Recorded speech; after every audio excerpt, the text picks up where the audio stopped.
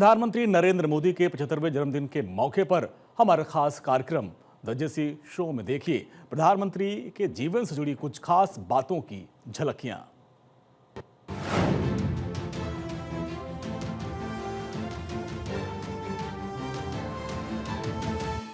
मैं चाहूंगी कि बर्थडे पर आप क्या कहना चाहते हैं इन एडवांस प्रधानमंत्री को लेकर।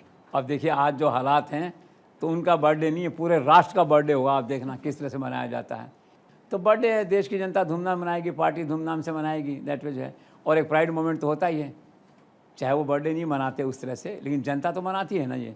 तो हम सब इसी मीटिंग में आज उन्हें हैप्पी बर्थडे एडवांस में कहते हैं। हैप्पी बर्थडे श्री नरेंद्र मोदी, आप सबकी तरफ से जो है। बिल्कुल बिल्कुल सर। तो कुछ लोगों का ये कहना है कि पार्टी और सरकार में एक कांच का बर्तन है मोदी, इसे अच्छे से रखिए वरना एक बार टूट गया तो जुड़ नहीं पाएगा। आखिर क्यों कहते हैं लोग ऐसा? क्या आरएसएस और बीजेपी में कोई परेशानी है? वेल सेट, आपने सारी बात को समाप्त कर दिया। मैं भी इस बात को ये कहता हूँ कि उन्हें इरिटेट मत करो छोटी छोटी बातों से। और कोई डिफरेंसेज हैं, आपने फ्री हैंड दिया हुआ है उनको, फ्री हैंड चाहिए रिजल्ट ओरिएंटेशन के लिए। नरेंद्र मोदी अमित शाह तभी इतना कर पाए हैं कि उनको फ्री हैंड था, उनकी पेरेंट इंस्टीट्यूशन से फ्री हैंड था, सहयोगियों का फ्री हैंड था, चीफ मिनिस्टर्स का भी एक कमिटमेंट था, उनके साथ आस्था थी उनकी, तभी वो इतना कर पाए हैं। और वो क्या है कि अपनी किस्म के व्यक्ति हैं नरेंद्र मोदी। किसी दिन इरिटेट हो गए तो झोला लेके चले जाएंगे हिमाचल में वापस। वो तो अध्यात्मवाद के मूड में रहते हैं। पहले एक बार चले गए थे 3 साल पहाड़ों में। वो तो फ़कीर हैं बाई नेचर। मैंने पहले भी एक बार कहा था सुबह 4 बजे चले जाएंगे, अमित शाह को राजकाज सौंप के मैं जा रहा हूँ, ढूंढना मत। और हिमाचल में चले जाएंगे जो है, कहीं और पहाड़ में चले जाएंगे। वो तो सचमुच में आध्यात्मिक व्यक्ति हैं जो बाई चांस ईश्वर ने उन्हें दायित्व सौंपा है शासन करने का, देश को चलाने का, चला रहे हैं। उनकी व्यक्तिगत रुचि मैं नहीं समझता वो शासन चलाने में उस तरह की। ठीक है, जिम्मेदारी भगवान ने दी है, मैंडेट दिया है, नीति ने कहा तो मैं चलाऊँगा इसको अच्छे से जो है।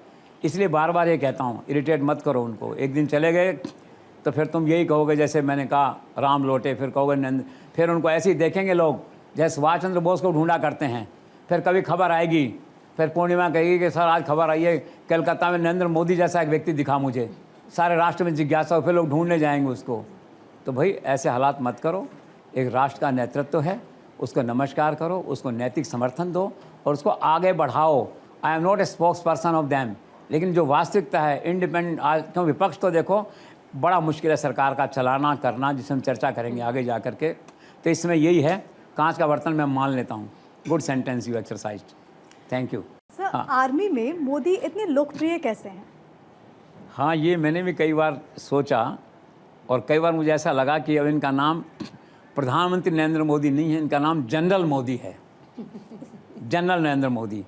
वो आर्मी के ड्रेस में इतने सूट करते हैं, इतने सूट करते हैं कि मुझे लगा कि दूसरे देशों में 30-30 वर्ष तक जो शासन करते हैं ना, पॉपुलर मिलिट्री मैन जो शासन करते हैं जिस तरह से, वो रूप मुझे उनका उसमें दिखाई दिया एक दर्शक के नाते। आप देखिए, और इतने खूबसूरत लग रहे थे उस ड्रेस के अंदर, ऐसा लगा कि हाँ prime minister and army chief दोनों यही हैं एक तरह से जो है। तो आर्मी में उनके फिदा हैं लोग, उनके यहाँ जाते हैं वहाँ जाते हैं। अब आदित्य क्या मुस्कुरा रही है, मेरी बात के अर्थ निकालेंगे तो मेरी बात के अर्थ नहीं निकालो 30 साल वाले, ठीक है ना। मैंने तो एक बात का भाव कहा है आपसे कि इतने सुंदर लगते हैं उस ड्रेस के अंदर। मैं छापता हूँ फर्स्ट इंडिया में, देखता हूँ फोटो के अंदर, वो लगता है असली चीफ तो यही हैं, वो नकली हैं बाकी सब।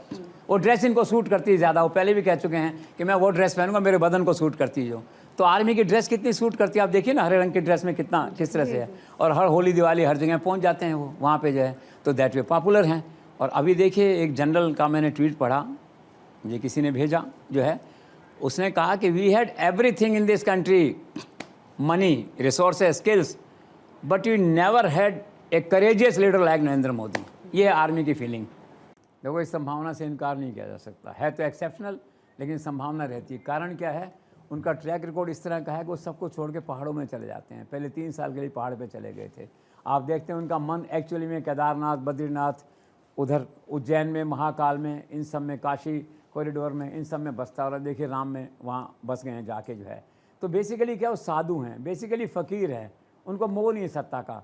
सत्ता कहते हैं मेरे लिए राष्ट्र सेवा का एक माध्यम है, जनता की सेवा का एक माध्यम है। तो अच्छा चल रहा है अभी, लेकिन जिस दिन ये राम भक्ति उनको प्रिवेल कर गई, और प्रिवेल कर गई जिसे कहते हैं, या डोमिनेट कर गई, वो ऐसा फैसला भी ले सकते हैं। एक दिन अचानक वन फाइन मॉर्निंग वो बुला सकते हैं अमित शाह को, ठीक है, अमित शाह को, और कह सकते हैं भी मैं सत्य की खोज में जा रहा हूँ, मुझे ढूंढने मत आना।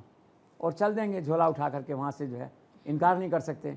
और फिर आप लोक कथाएँ सुनेंगे जो आज सुभाष चंद्र बोस के लिए सुनते हैं ना। कलकत्ता में आदमी कहता है कल मेरे को व्यक्ति दिखा जो सुभाष चंद्र बोस जैसा था, फिर बिहार से एक व्यक्ति कहता है वो व्यक्ति दिखा वैसा था। अगर नरेंद्र मोदी चले गए तो सारा राष्ट्र उनको ढूंढेगा और फिर लोक कथाएँ आएंगी। कोई आदमी बंगाल से कहेगा, कोई बिहार से कहेगा, कोई राजस्थान से कहेगा एक व्यक्ति दिखा मुझे कल मंदिर में वो नरेंद्र मोदी जैसा था। तो लोक कथाएँ ये चलेंगी इस तरह की। तो मैं इस संभावना से इनकार नहीं करता। और दूसरा क्या होगा, ये तो एक संभावना है जीवन में, केवल 1% की संभावना है इस बात की। और दूसरा इसका पहलू ये है, वो चक्रवर्ती सम्राट के मोड में आ गए हैं इसमें। आप देखते हैं चक्रवर्ती सम्राट की तरह 100 साल राज करेंगे। वो पहले ही कह चुके हैं 2047 का मेरा विजन लागू करना है मुझे। क्या पता ईश्वर के नियति में ये लिखा है कि 2047 से नरेंद्र मोदी 100 वर्ष के होकर इस देश को मार्गदर्शन दें, लीडरशिप दें और अपने विजन को लागू करें। लेकिन जो संभावना आपने बताई है उसके 1% हमेशा मैं साथ लेके चलता हूँ उसको। सर, एक बड़े ब्रिटिश पॉलिटिशियन ने लिखा है कि India can be the perfect peace maker in Ukraine. क्या आप इस आकलन से सहमत हैं? ऑफ कोर्स, हर आदमी सहमत है इससे। तो पीटर है वो जिन्होंने लिखा है और उसने कहा कि it's an opportunity and time for Narendra Modi to redefine its national interest and to play a global leadership. कितनी बड़ी बात है, विदेश के लोग, ब्रिटेन के लोग नरेंद्र मोदी के बारे में लिख रहे हैं। तो मैंने कहा ना, एक पूरे संसार में ही इस बात पे आम सहमति है कि संसार में शांति होनी चाहिए, यूक्रेन रशिया का वॉर बंद होना चाहिए और इसमें जो नरेंद्र मोदी प्रयास कर रहे हैं उसके लिए उनकी सराहना की जानी चाहिए, उनको अप्रिशिएट। मोदी मीन्स माइलस्टोन अपने आप में ये बहुत दिलचस्प नजर आता है और बहुत उत्सुकता भरा विषय है। इस टाइटल के मायने क्या हैं आखिर? आज ऐसा लगता है कि सारा राष्ट्र एक प्रकार से मोदी को समर्पित हो गया है। कोई मंजिल, कोई पैरामीटर, कोई माइलस्टोन सब आके मोदी पे ख़त्म हो जाते हैं। तो ये सब क्या है? एक चमत्कार है। एक व्यक्ति ऐसा है जो किसी माइलस्टोन से, किसी बैरोमीटर से, किसी बाउंड्री से आगे चला गया है। तो प्रैक्टिकली हमें कहना चाहिए Modi has no milestones in a way. Politically देखिए, आज देश में उसका कोई विकल्प नहीं है और प्रधानमंत्री हैं 9 वर्षों से। आगे पक्का लगता है 2024 में फिर से प्रधानमंत्री बनेंगे।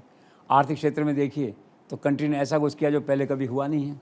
आर्थिक क्षेत्र देखिए, कोरोना देखिए, 370 देखिए, आप जो है कौन सा क्षेत्र है, इंफ्रास्ट्रक्चर देखिए, फाइनेंस देखिए, FDI देखिए, हर जगह मोदी इज ए माइलस्टोन, जिसे कहते हैं मोदी क्रॉस माइलस्टोन्स। तो कहने का तात्पर्य ये है, कहा तो ये था शुरू में कि मोदी मीन्स माइलस्टोन, लेकिन अब मैं अमेंड कर रहा हूँ कि Modi actually has no milestones.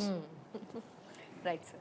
Sir, ऐसा लगता है कि नॉर्थ के बाद जब दक्षिण भारत की बात कर रहे हैं तो वहाँ पर RSS और बीजेपी के लिए एकमात्र किरण अगर कोई है तो वो है प्रधानमंत्री नरेंद्र मोदी। वो इकलौती एक ऐसी किरण है, ऐसा क्यों? ऐसा इसलिए कि इज इंडिस्पेंसेबल। जो मैंने कहा कि Modi is the greatest factor in BJP, he is no substitute. उनका कोई विकल्प नहीं है। विकल्प प्रशासन में होगा कहीं तो चेहरे में नहीं है, ठीक है। गवर्नेंस में कहीं होगा, कहीं मान लो आगे चल के आप करते हैं तो पॉपुलरिटी में नहीं है, क्राउड पुलर में नहीं है, एक राष्ट्र नायक के रूप में नहीं है, ग्लोबल लीडर के रूप में नहीं है। अब आप देखिए RSS BJP की जितनी तमन्नाएं थी, आकांक्षाएं थी, अपेक्षाएं थी, वो किसने पूरी करी? फाइनली जा करके मंदिर का काम था, मोदी ने पूरा किया। 370 हटाने का था, मोदी ने पूरा किया। UCC मोदी ने पूरा किया। और आगे नहीं जाने क्या क्या और इसके गर्भ में छिपा है कि RSS और BJP का कौन सा ऐसा एजेंडा जो मालूम नहीं है, जिसकी जिम्मेदारी मोदी पे आने वाली है। तो मोदी एकमात्र चेहरा है, मोदी एकमात्र आशा की किरण है भाजपा और RSS के पास इस समय।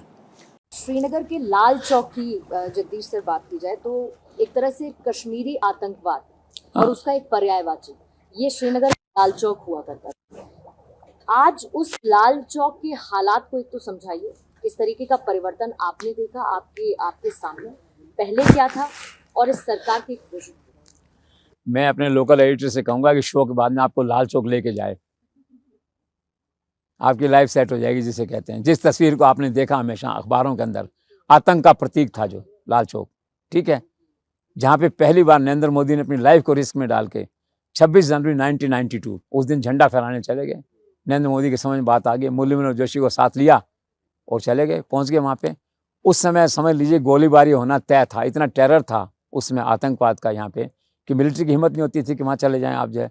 नरेंद्र मोदी चले गए झंडा लेके। मैं झंडा देखता हूँ, आज भी चलता है हमारे यहाँ चैनल पे कि झंडा लेके खड़े हुए वहाँ पे, जान को रिस्क में टोटल लेकर के। नरेंद्र मोदी के लाइफ का सबसे रिस्की मोमेंट था वो तिरंगा वहाँ फहराना, उस दिन वहाँ खड़े होकर। एक तो वो दिन था और एक आज दिन है। मैं पिछली बार लाल चौक गया वहाँ पे, तो आसपास क्या है कि मिठाई की, गोलगप्पे वालों की बहुत अच्छी दुकानें हैं। और मुझे रोड साइड में जाता हूँ, मैंने भी खड़े हो खाया और मैं लाल चौक को देखा, कभी अपने आप को देखता कि क्या यही वो लाल चौक है क्या, टेरर का प्रतीक।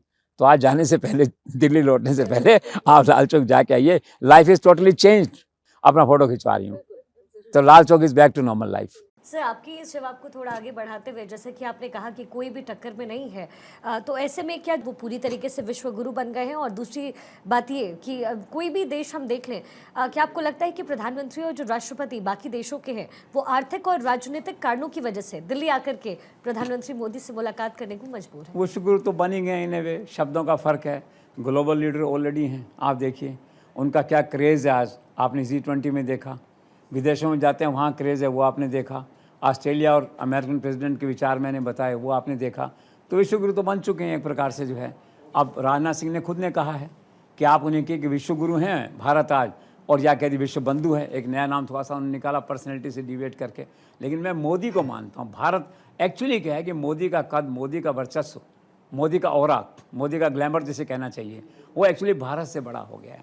ये सच है, सुनने में अच्छा नहीं लगे कुछ लोगों को, लेकिन ये फैक्ट है, बड़ा हो गया है। तो इसलिए क्या है, विश्व गुरु की बात होती है तो भारत की बात नहीं हो रही है, बात मोदी की हो रही है कि मोदी एक्चुअली भारत से बड़े हो गए हैं इन ए वे जो है। तो वो बन गए हैं। अब उन्होंने कहा विश्व बंधु मान लीजिए, चलिए। पर राजनाथ सिंह को कहना पड़ा कि उनका जो आकर्षण है या उनका जो विज़न है, उनकी पॉपुलरिटी है, वो अद्भुत है। तो ब्रॉडली वी कैन कंक्लूड कि विश्व गुरु बन गए हैं और थोड़ी बहुत कसर है, उस रास्ते पे चल रहे हैं। भारत मोदी दोनों विश्व गुरु बनने के बहुत करीब पहुंच चुके हैं। जी सर। और 56 से एक मुद्दा और पेंडिंग है, वो है यूनिफॉर्म सिविल कोड का मुद्दा। अब इसको लागू करने की कोशिश पीएम की तरफ से हो रही है, तो इसे नैतिक रूप से अब कितना बड़ा साहस मानते हैं पीएम का? देखिए, कोशिश करेंगे तो हो जाएगा इनका। अब 370 कर लिया ना इन्होंने, राम मंदिर बना दिया इन्होंने जी, नई पार्लियामेंट की बिल्डिंग बना दी इन्होंने, G20 कर दिया इन्होंने, और भी साहसिक फैसले। वो पाकिस्तान में घुस गए थे उसके एरिया के अंदर, बालकोट वालकोट, वहाँ भी चले गए। ये कुछ भी कर सकते हैं। मोराल हाई है और पॉलिटिकल है उनके पास में, पॉलिटिकल मैकेनिज्म है चीज़ें क्लियर करवाने का। इससे बेहतर समय उनके पास कोई आएगा नहीं। दैट वे उत्तराखंड ने शुरुआत कर दी है, और इसमें लॉजिक है ना इसके पीछे। अब ये नहीं कहते सड़क के ऊपर के ट्रैफिक रूल है ना, मेरे लिए तो अलग है, आदित्य के लिए अलग है। ये कैसे होता है? मैं गलत जाऊँगा तो फाइन मेरे पे वही लगेगा जो इस पर लगेगा, अलग नहीं है। भाई के लिए कानून अलग, बहन के लिए अलग, ये हो नहीं सकता। लॉजिक है इसके अंदर। अब ठीक है, विरोध होता है।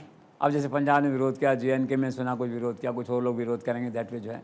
लेकिन ये एक अच्छा प्रयास है UCC का, इतने सालों से पेंडिंग है। और इस जो आ रहा अधिवेशन, इसमें कोई बड़ा कुछ हो जाए तो कोई आश्चर्य नहीं है। सर, प्रधानमंत्री नरेंद्र मोदी के जो पिछले काम, उनका जो विजन है, उससे कहीं ना कहीं वो प्रो पुअर वाली छवि, प्रो बैकवर्ड वाली छवि में आ गए हैं। कैसे देखते हैं आप? ये फैक्ट है, ये उनकी बेसिक फिलॉसफी है, प्रो पुअर होना।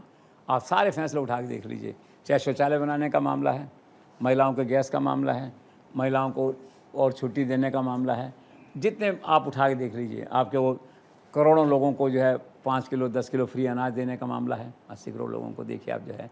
जितने फैसले हैं उनके, वो सारे के सारे अगर आप ध्यान से देखेंगे, आप ऐसे जल मिशन में देख लीजिए, हर घर में नल में पानी आ जाए, या देख लीजिए।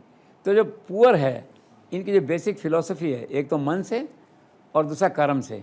नरेंद्र मोदी गरीब के साथ हैं जिसे कहते हैं।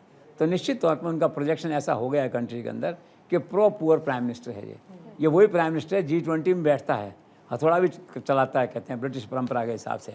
लेकिन गांव में जा कर के महिला के पास बैठ के शौचालय, नल, ये सब जो है, गैस सिलेंडर, ये सब करता है।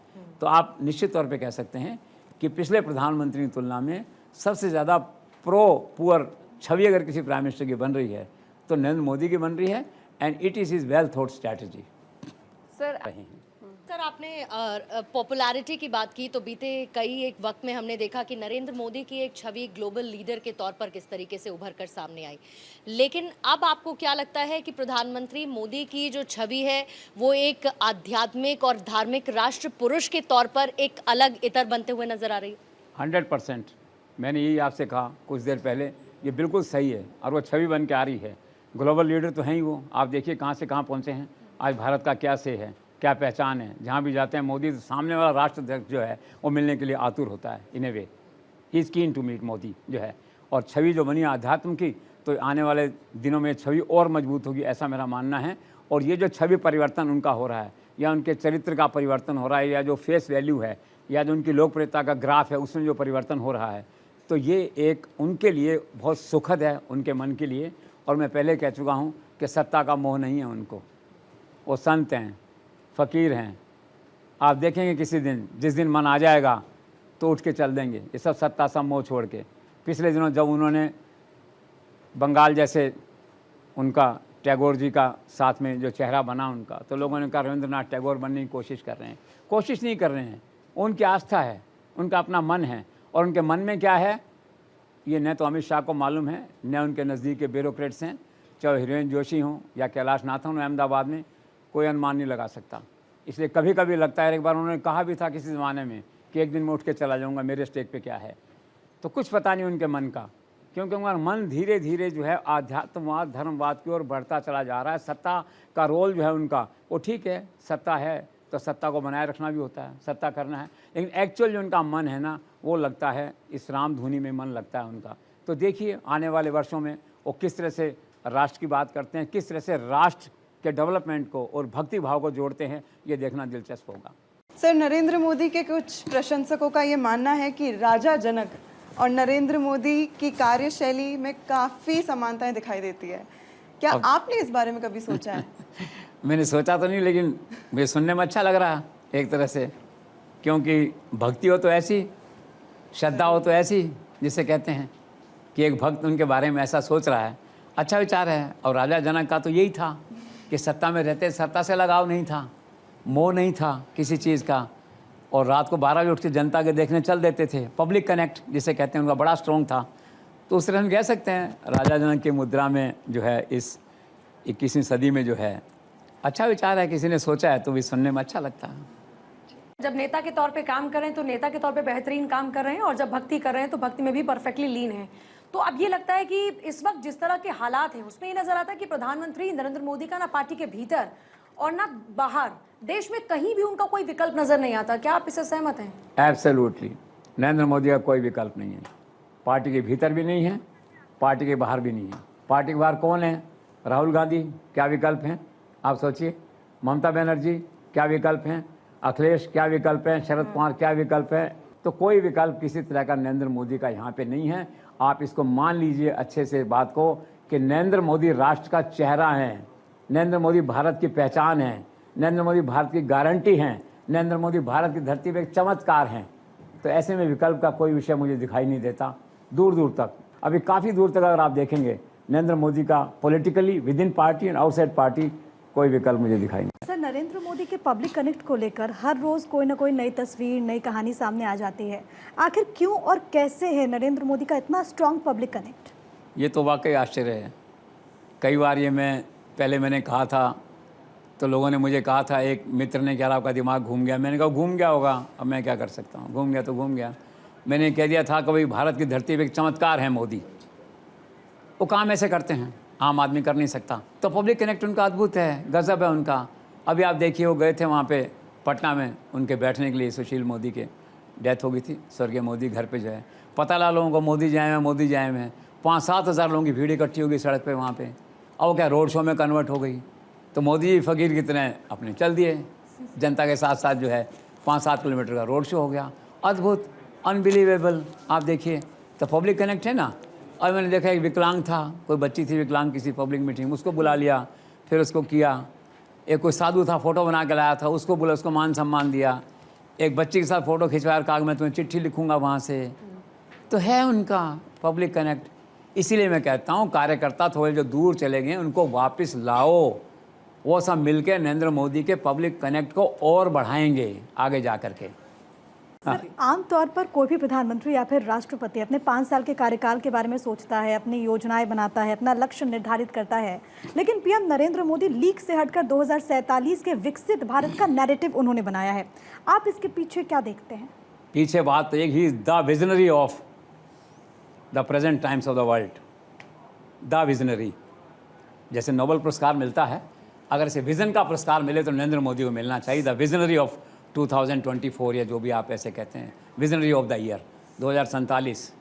और ऐसे नहीं करते हैं वो। मुझे बड़ी हैरानी हुई अभी इस बार मैं जयपुर में, वहाँ गवर्नर साहब में उनसे हेलो करने चला गया था, डॉक्टर कलराज मिश्र से। तो चर्चा चली 2047 की। तो उन्होंने कहा भाई इसको सीरियसली लेना आप लोग मीडिया वाले। हमने कहा कैसे? उन्होंने कहा ये होने वाला है। हमने कहा वो कैसे? तो उन्होंने कहा भाई ऐसा है कि पूरा होमवर्क हो चुका है, और नरेंद्र मोदी बिना सोचे समझे कोई बात नहीं बोलते हैं, बहुत सोच समझ के बोलते हैं, तो ये होगा, पूरा होमवर्क है इसके अंदर, वो अपने जीवन में करेंगे इसको, आप देखिए। और फिर मैंने खुद ने पढ़ा कल परसों, नरेंद्र मोदी थोड़ा भावुक हुए देश के भविष्य के बारे में, ठीक है ना। ये इतनी चर्चाएं चलती हैं ना सब तरफ, ये 200, 250, 300, तो व्यक्ति कितना ही हो, मन में कभी कभी तो बात आती है ना कि ये क्या है बताओ, जो है एक आध्यात्मवाद आता है मन में। तो उसी आध्यात्मवाद में भावुक होकर उन्होंने कहा कि मुझे ऐसा लगता है कि भगवान ने एक विशेष उद्देश्य से मुझे यहाँ भेजा है, ठीक है। ईश्वर ने मुझे 2047 के लक्ष्य को हासिल करने के लिए यहाँ भेजा है, और मुझे पक्का यकीन है कि तब तक मुझे ईश्वर वापस नहीं बुलाएंगे। कितनी बड़ी बात है, आप देख रहे हैं। ईश्वर मेरा पथ प्रदर्शन करते हैं, मुझे पराक्रम देते हैं, मुझे परिश्रम करने की प्रेरणा देते हैं, जो है। तो 2047 तो रियलिटी लग रहा है मुझे इस समय। शपथ और हो जाए, एक रही से एक असर होती है, जैसे भी इन कंटिन्यूशन में बात चल रही है, दैट वे जो है तो होगा ये।